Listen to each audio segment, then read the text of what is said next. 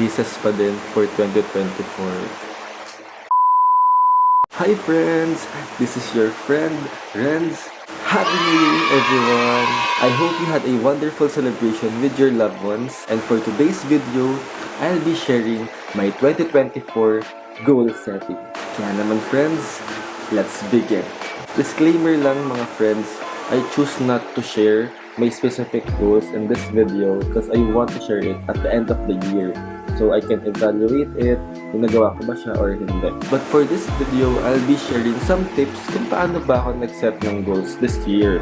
And actually, pang 6th na taon ko na itong ginagawa. And this year, ibang way naman kung paano ko sinet yung mga goals ko. Nag-start kasi ako way back 2018. I think that is my last year in college. Nung na-realize ko na, last year ko na sa academe. Kaya kailangan kong mag-set ng goals. Ano ba yung gusto kong ma-achieve after this, something like that. Kaya gusto ko to live my life talaga. So, kaya nag-set ako ng goals. But before I share on how I set my goals this year, let's answer first the question, why is it important to set goals? For me, I want something na may nag-guide sa akin every year. Ako kasi yung tipo ng tao na mabilis ma-distract or mabilis ma-persuade to go with the flow. Parang kumbaga, what come what may, parang gano'n. Or simply, ako yung tao na mabilis mag-adjust sa iba. That's why I need talaga something to guide me. And need to ma-visualize kung ano ba yung gusto kong mangyari sa akin sa buong taon. Or ano yung gusto kong ma-achieve. Yan. Maybe some of you parang nagsaset ng goals because you want to improve and you want to track your life, diba? Kung ano na ba yung mga improvements na nagawa ko from last year, then you want to level up yourself this year, something like that. So those are things din na reason kung ba't mahalaga na nag-goal setting tayo. So now, how do I set my goals this year? First, of course, I evaluate. Siyempre, i-evaluate ko muna ano ba yung naging takbo ng taon ko last year. Ano yung naging takbo ng 2023 ko. But just to share with you guys, no? Ako kasi, nag-start talaga ako mag-goal setting. December pa lang. So, parang I ended up my year every November. So, I started, for example, I started last year already. Parang ngayon, naset ko na talaga siya. So, ngayon ko lang itong pinost. Yan, for the sake of course, it's New Year. New month, January. Pero nag-set na talaga ako last December pa. So, of course, I evaluate. So, as I evaluate, of course, kailangan ko nilista ano ba yung mga nagawa ko, na-achieve ko sa goals ko, ano yung mga hindi ko na-achieve, ano yung mga dapat ko improve, ano yung mga dapat ko patuloy na gawin, or ano ba yung mga dapat kong hindi gawin for this coming year. So mga ganun. And I use Notion. If you're familiar with that app, sobrang convenient, sobrang helpful sa akin ito. I use this, I think, more than 3 years now. And I use Notion. Itong app na to. Ayan. So, sa mga gusto ding mag-ask on how to use it, just comment below or just DM me para matulungan ko din kayo. Regarding dun sa evaluation, yan. So, I'll just share with you dito ano ba yung mga parang naging evaluation ko from last year. So aside from that also, I need to know ano ba din yung mga unexpected blessings or achievements na nangyari sa akin in the past year. So, kasi most likely, on my 6 or 5 years na ginagawa ko, madami talagang gano'n eh. Parang sinet mo, pero hindi mo na-achieve. Pero may mga bagay ka din na hindi sinet, pero na-achieve mo. Like for example, parang last 2021, if I'm not mistaken, or 2020, ayan, nakabili ako ng sarili kong laptop pero hindi ko naman siya sinet for the whole year. So yung mga ganun, sobrang mga unexpected blessings. So nililist ako dito sa first part on how I set goals. So after those evaluation, assessment, that's the time I make my yearly mantra and core values. Yeah. So siguro I think ito yung isa sa mga distinct na ginagawa ko every year. So what do I want to hold this year? Ano ba yung gusto kong how will I explain this? Parang panghawakan ko or paniniwalaan ko this year. Or gusto kong maging ako this year. Something like that. So last year, ito yung mantra ko. #act and no turning back. Kumbaga, from last year, gusto ko I just want to move forward. Ano man yung mga nangyari sa akin in the past, hindi ko na siya balikan, hindi ko na siya ulitin, hindi ko na siya, it will not haunt me anymore, parang ganun. So, I want to act forward and no turning back. Kung nagpag-decide ako na gawin ko to, let's move forward. Commit natin sa sarili natin. And for my core values, I have 3. Hashtag enthusiasm, hashtag excellence, and hashtag elevate. So, I chose this core values para mas ma-boost pa ako sa work, alam mo yun, sa career, sa pag-pursue ng mga goals ko.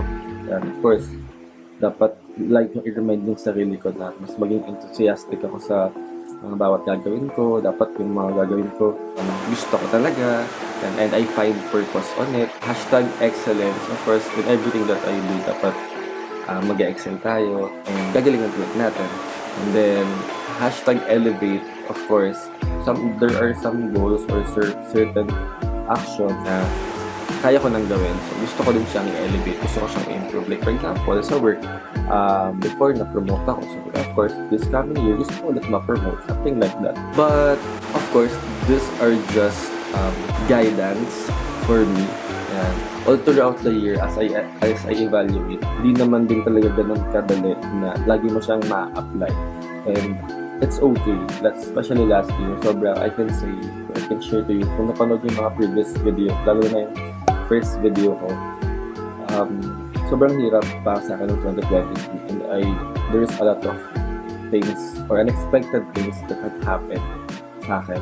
Kaya, itong mga to, I might say na hindi ko talaga siya todo napanghawakan. Although, I'm very grateful kasi nag-move forward pa din naman ako. So, kumbaga, there are times na itong mga sinatong ko, I'll just realize na, after what happened last year, saka ko siya mas ma-apply. So, ngayon, mas nakifeel ko na mas enthusiastic ako to work and to do the things that I want. Pag-start na ako nito, mag-vlog. So, after that, ma-realize ko din na, dahil sa mga nangyari, negative manner pa, mas maging elevated ako, or mas ma-elevate ko yung mga actions ko, or yung sarili ko mismo. So, yun yung mga naging evaluation ko, and then those are the mantra and values that I made last year. So, after making my core values and mantra for this year, next step is I plot my goals already. Yeah. So, how do I plot my goals? Actually, nabanggit ko nga kanina, meron na talaga akong long-term goals na dapat by 30, ma-achieve ko to, hopefully ma-achieve ko to. Siyempre sa pag-set ng goals, diba, lagi natin naririnig, it should be smart, yeah. And letter T in smart is time-bound.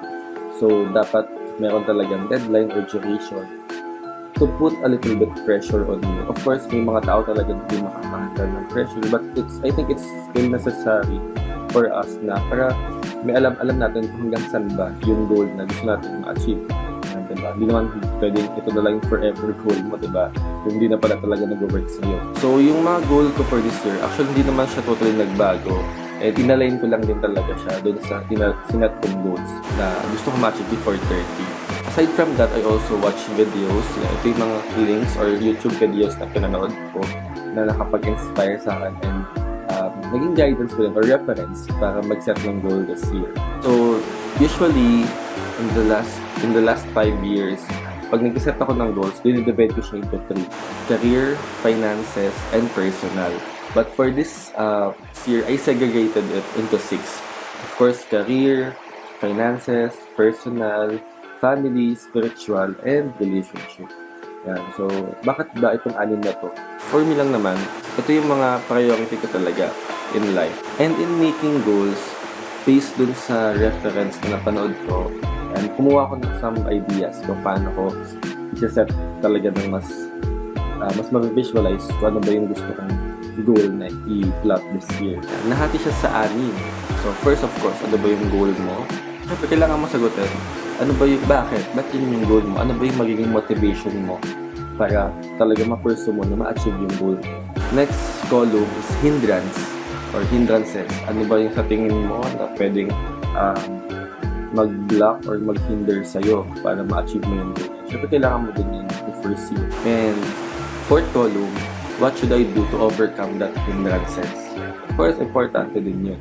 Para kumbaga meron kang backup plan, may plan B ka, and then input goal. So, itong input goal, based on my understanding, since may goal ka na, ano ba yung dapat mong gawin para ma-achieve mo yung goal na yun? Parang ano yung tiny habits or specific action na kailangan mong gawin para ma-achieve mo yung goal na yun.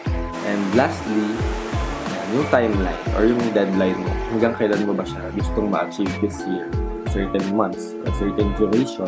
I'll share one of my goals this year. So for example, ito yung isa sa mga career goals ko. And first, I want to be an influential content creator. So yun yung isa sa mga goal ko this year. So ano ba yung motivation ko or what is my purpose? Ba't ko siya gustong ma-achieve this year? To inspire young generation that would like also to follow their dreams, to track my progress, and to meet new people that will inspire me to become better in my wanted career. So, dito lang siya laging basahin para ma-remind ako na, okay, pag minsan siguro, pag nawawalan ako ng gana, mag-create ng content, mga ganun. So, need ko lang siyang basahin para ma-remind ako, ito talaga yung purpose ko. And ano ba yung hindrances? Ito yung mga nakita ko. If I'm not disciplined enough, this might lead to burnout again and stop doing what I have started. Kasi ganito yung nangyari sa akin last year. Parang nasimulan ko na talaga siya. Pero since ang dami unexpected na nangyari, parang na-overwhelm ako. So it lead me to having burnout. Yan, stress talaga ako. Yan. So yun yung mga possible na pwede mangyari. Lalo na kapag hindi ako disciplined enough in terms of time management or saying yes or no sa mga commitments na binibigay sa akin. So yun. And then, what should I do to overcome that hindrance? Of course, first, don't pressure yourself. Always see the brighter side of every situations and still give yourself an extra push. So, ayan, sa akin, siguro I need also to remind myself na kung meron man akong mga sineset na or dapat magawa ko to, kapag hindi ko talaga nagawa on a certain date or certain time, it's okay. Kailangan kong intindihin or i-accept na it's okay kasi may mga unexpected, like for example, I'm working, diba? So, may mga unexpected things na baka biglang may need to meet si client on that time, parang ganon. So, you need to accept that. Kailangan ko din mag-adjust. If things doesn't go well or dun sa gusto mong mangyari, you need to accept, parang tingnan pa din yung brighter side of the situation. So, yun yung siguro dapat maging mindset ko. Para hindi ako malid to burnout or negativity. And, of course, ano yung input goal? I need to follow my content calendar and posting schedule. Kasi meron talaga akong inalap na parang, okay, ito yung content calendar ko for this day, ano yung need kong i-post, ganyan. Diba yung mga talagang big time content creator, I think meron silang mga ganun, parang they have deadlines kung kailan nila i-post yung mga contents, mga ganun. May mga scheduling talaga sila. So, I need to follow that. Although, like what I've mentioned kanina, hindi ko naman dito talaga i-pressure kasi I'm still starting eh. And hindi naman ako full-time dito. I'm just doing this because this is my passion. Para dun siguro, mas ma-achieve ko siya, kailangan ko lang step by step and yun nga, i-follow yung content schedule or posting schedule na i-alat ko. Maybe, para hindi maglagay ng too much pressure, pwede akong mag-upload twice a month for YouTube or sa TikTok naman, pwedeng thrice a week or MWF, parang gano'n. Or pag naisipan ko, diba? Pwede naman yun. Mag-set ka ng specific dates. And if may mga naisipan ka bigla na lang may content or may trend, diba? Hindi mag-post ka. Wala namang pipigil sa'yo, diba? And of course, my duration for this is from January, kailangan ko siyang gawin until November. So, I'm hoping and praying na maging consistent ako sa pag-create ng content. And para maging consistent, I think I need always to remind myself din sa motivation, ba't ko ba talaga siya gustong i-achieve. And I think I have a good start naman. Nasimulan ko na sa last year. Last December, nag-start ako November. So from November until now, I think pang-anim ko na tong vlog. And nag-post din naman ako sa TikTok. So, unti-unti. Hopefully, ma-achieve ko din talaga siya. Wait lang, nagutom ako. Nag-prepare ako ng food. Parang peanut butter na may banana. Kainin na tayo. Favorite ko talaga itong snacks. Lipton Ice Tea sa 7-Eleven. Favorite ko din to. So now, I'll be sharing what is my 2024 mantra and core values. According to my favorite book, Atomic Habits, you do not rise to the level of your goals. You fall to the level of your systems. Based dun sa libro, what I realized is whatever goals na meron ka, okay lang yun na wag mong baguhin. Kung throughout the year, hindi mo nahirapan kang i-achieve yung goals na yun. Ganun din kasi ako eh. Diba parang yung iba, every mid-year or kapag half of the year na nagbabago sila ng goals kapag nahirapan sila or hindi na nila talaga na-achieve yung mga goals, it's okay din naman. However, for me, I don't change my goals for the year kasi yun na talaga yung sinet ko sa mindset ko. So, ang kailangan kong i-focus is ano ba yung lifestyle, ano ba yung daily habits na dapat kong gawin in order for me to achieve those goals. Diba? That's why yung magiging mantra ko for this 2024 is somehow aligned to that quote ng Atomic Habits. So, my mantra for this year is #live like a pro. Bakit ba live like a pro? So, of course, from the word itself, live, diba? I want to create a lifestyle na talagang yun ako. Kumbaga, every day, every week, every month, gusto kong i-monitor, gusto kong mag-focus din sa kung ano ba yung ginagawa ko every day. And for this 2024, I would like to focus on building and developing my lifestyle. A lifestyle consists of proper habits and values of being a pro. Yan. So, siyempre pag sinabi natin, although pag sinabi pro kasi parang medyo mabigat siya, diba? Pero why pro? Kasi ito yung core values ko for this year. And first is proactive. And it's last year, ang dami nga nangyaring unexpected happenings, parang ganon, na nahirapan talaga akong mag-move forward. Kumbaga, yung mga unexpected things na yon, hindi ko siya napaghandaan. At the same time, I think those are the things na results ng mga past decisions ko. Ayan.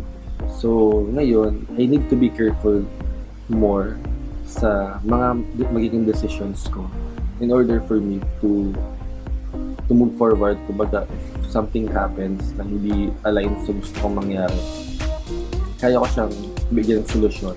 Kapag may mga problema, kaya ko siyang bigyan ng solusyon. So, I need to be proactive. And then, next number 2 is #professional. Ayan. Last year, talagang kinain ako ng mga personal problems. Kaya I decided to stop working. I decided to pause for a while. Ayan. Pero ngayon, I really wanted to be more professional sa career na gusto kong i-pursue. Ayan. So, kailangan kong matutunan kung paano i-separate yung personal life sa work life or sa career life. And at the same time, in being personal, gusto ko din ma-develop or matutunan yung pagiging punctual. Actually, ang daming kong experience na nag-fail talaga ako in being punctual. So, gusto ko yung ma-develop sa sarili ko. And of course, discipline. Discipline on saying yes, saying no. And lastly, of course, progressive. Yan. Madami akong gusto. Actually, ako yung tipo ng tao. Madami talaga akong gustong gawin. And na-visualize ko yun sa sarili ko. And I think may mga tao talaga like me na kahit madaming gustong gawin, pinipili yung ganun, kumbaga system. Ganyan. Kasi diba, of course, kahit madami tayong gustong gawin, we need to do it step by step. Pero there are times... Sorry guys, nalobat yung camera ko. So, going back, doon sa pangatlong values na meron ako, #progressive. Yan nga sinabi ko kanina, may mga goals talaga tayo. Hindi natin mag-iwasan. Gusto natin pagsabay-sabayan. Like for example, sa career ko, nag-work ako sa real estate. Pero at the same time, gusto ko din ma-pursue sa career ko as content creator. Diba? Ganun talaga. Kaya, need ko din develop yung ganung side na gusto ko. May mga sinet din akong far, paano ko masasabi na nag-progress na ako doon. And of course, I would like this 2024 to become my redemption year from last year. Although, lagi ko sinasabi na last 2023 is my worst year, pero of course, I'm still grateful. So that's it, friends. So hopefully, yung mga na-share ko sa inyo is na makakatulong sa inyo to set goals this year. To give you some realizations para makapag-set din kayo ng goals this year. So, siguro final message, of course, my way on setting goals might be different from you.